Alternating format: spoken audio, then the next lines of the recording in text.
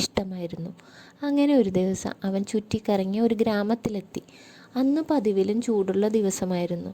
അതുകൊണ്ട് തന്നെ അവന് വല്ലാത്ത ദാഹം അനുഭവപ്പെട്ടു. ദാഹിച്ചു വലഞ്ഞ കാക്ക വെള്ളത്തിനായി എല്ലായിടത്തും അലഞ്ഞു.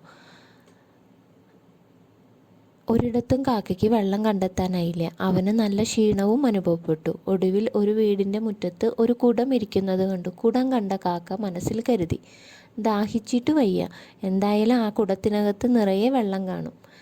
വീട്ടിലുള്ളവർ കാണുന്നതിന് മുമ്പ് തനിക്ക് ആവശ്യമായ വെള്ളം അതിൽ നിന്ന് കുടിക്കാം. അങ്ങനെ കാക്ക പറന്നു വെള്ളം കുടിക്കുന്നതിനായി കുടത്തിനരികിലെത്തി. എന്നാൽ തൻ്റെ കൂർത്ത ചുണ്ടുകൊണ്ട് കുടിക്കാൻ പറ്റുന്നതിലും താഴെ മാത്രമേ ആ കുടത്തിൽ വെള്ളമുണ്ടായിരുന്നുള്ളൂ. അവൻ ഒരു നിമിഷം ആലോചിച്ചു. വെള്ളം അന്വേഷിച്ച് ഇപ്പോൾ തന്നെ ഒരുപാട് അലഞ്ഞു, ഇനി എന്തു ചെയ്യും? പെട്ടെന്ന് അവനൊരു ബുദ്ധി തോന്നി. അവൻ ഒരു കല്ലെടുത്ത് ആ കുടത്തിലേക്ക് ഇട്ടു. കല്ല് കുടത്തിൽ വീണതും കുടത്തിലെ വെള്ളം കുറച്ചു